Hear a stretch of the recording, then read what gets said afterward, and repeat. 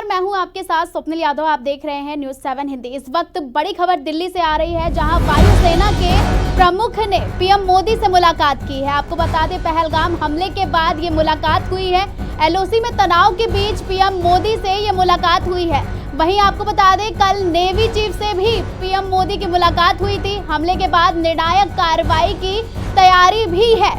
सरकार ने बैठक कर ली है और इसके बाद बड़ा फैसला लिया है। सुरक्षा समिति और सेना प्रमुखों के साथ ये बड़ी बैठक हुई है। तो इस वक्त की बड़ी खबर दिल्ली से आ रही है, जहां एयरफोर्स के सेना प्रमुख ने पीएम मोदी से मुलाकात की है। आपको बता दें, वायुसेना प्रमुख ने पीएम मोदी से मुलाकात की है। एलओसी में तनाव के बीच पीएम मोदी से ये मुलाकात हुई है। वहीं आपको बता दें, कल नेवी के चीफ से भी मुलाकात हुई थी। उसके बाद निर्णायक फैसले भी लिए गए हैं सरकार की तरफ से। आपको बता दें कि ये बड़ा फैसला लिया गया है और बड़ी मुलाकात हुई है दिल्ली में वायुसेना प्रमुख की पीएम मोदी से। एलओसी में तनाव के बीच पीएम मोदी से मुलाकात की गई है। वहीं आपको बता दें, बीते कल नेवी चीफ से भी मुलाकात की गई है। हमले के बाद निर्णायक कार्रवाई की तैयारी है। सरकार की तरफ से ये बैठक कर ली गई है और सुरक्षा समिति और सेना के प्रमुखों के साथ ये बड़ी बैठक हुई है। तो इस वक्त की बड़ी खबर है, जहां दिल्ली में वायुसेना प्रमुख से पीएम मोदी की मुलाकात हुई है। ज्यादा जानकारी लेकर हमारे साथ न्यूज़ 7 हिंदी के ब्यूरो हेड दिवाकर हमसे जुड़ चुके हैं। दिवाकर, क्या कुछ जानकारी है? लगातार पहलगाम हमले के बाद से पीएम मोदी की मुलाकात हो रही है किसी न किसी सेना प्रमुख से। आज वायुसेना प्रमुख से मुलाकात हुई है, क्या कुछ हुआ होगा इस मुलाकात में? बिल्कुल, जब से पहलगाम में कायराना आतंकी हमला किया है, उसके बाद लगातार भारत जो है वो कहीं न कहीं पाकिस्तान को मुंहतोड़ जुगत में लगा हुआ है। किस तरीके से पाकिस्तान को सबक सिखाया जाए, इसके लिए खुद प्रधानमंत्री नरेंद्र मोदी जो है वो लगातार बैठकों का दौर कर जारी रखे हुए हैं। अभी 24 घंटे नहीं हुए थे, यानी कि 24 घंटे के भीतर ही नौसेना के जो प्रमुख हैं दिनेश त्रिपाठी, एडमिरल दिनेश त्रिपाठी, उनसे अरब सागर में जो अहम समुद्री मार्गों की समग्र स्थिति है उसके बारे में जानकारी मोदी ने दी थी। 24 घंटे नहीं बीते, उसके बाद तुरंत एपी सिंह, वायुसेना प्रमुख air chief marshal AP Singh, उनको बुलाया पीएम मोदी ने और उनके साथ काफी देर तक बैठक की है और जानकारी ली है। कि हालांकि जानकारी के विषय में अभी दिया है कि इतना जरूर कहा जा रहा है कि जिस तरीके से तीनों प्रमुख हैं उनको हाल ही में पीएम मोदी ने बुलाया था, उनके साथ बैठक में साफ तौर पे कह दिया था कि दिन, तारीख, समय जब चाहे तब आप मुकर्रर कर लें और अगर पाकिस्तान की तरफ से या आतंकवादियों की तरफ से कोई हमला होता है तो उसका मुंह तोड़ जवाब दे सकते हैं। इसकी खुली छूट जो है वो मोदी ने दी थी।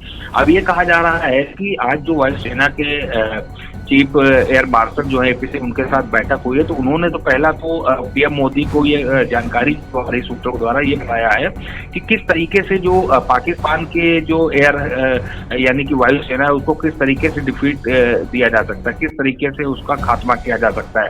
साथ उन्होंने ये भी जो जानकारी यदि अगर चीन ने जिस तरीके से जो 130 जेफ दिया है पाकिस्तान को, उसको किस तरीके से नेस्तनाबूद किया जा सकता है। इन सब विषयों पर फिलहाल बातचीत हुई है, लेकिन इतना जरूर है कि पीएम मोदी अब इस बार पाकिस्तान को बख्शने के मूड में कतई दिखाई नहीं दे रहे और यही वजह है कि लगातार बैठकों का दौर जारी है, चाहे वो नौसेना के प्रमुख हो, चाहे वायुसेना के प्रमुख हो या थल सेना के प्रमुख हो। जी दिवाकर, जनता इंतजार कर रही है। 22 अप्रैल को ये घटना हुई थी जिसमें कई मासूमों ने अपनी जान गंवाई थी, 26 लोगों ने जान गंवाई थी। अब बैठक भी लगातार चल रही है। जनता जानना चाहती है कि कितनी जल्दी एक्शन लेगी सरकार। देखिए, जनता तो तुरंत एक्शन के मूड में दिखाई दे रही है। जनता का ये कहना है, भारतीयों का ये कहना है, देश प्रेमियों का ये कहना है कि तुरंत पाकिस्तान पर अटैक किया जाए। लेकिन आप एक देश हैं और किसी दूसरे पे देश पे अटैक करने के लिए आपको काफी कुछ सोचना समझना पड़ता है, काफी रणनीति जो है वो तैयार करनी पड़ती है। क्योंकि अगर युद्ध होगा तो जाहिर बात है कि दोनों ही देशों का नुकसान होगा, भारतीय लोगों का भी नुकसान होगा, पाकिस्तानियों का भी नुकसान होगा। दोनों देशों में फिलहाल जो एक जल सिंधु समझौता जो है वो ब्रेक कर दिया गया है।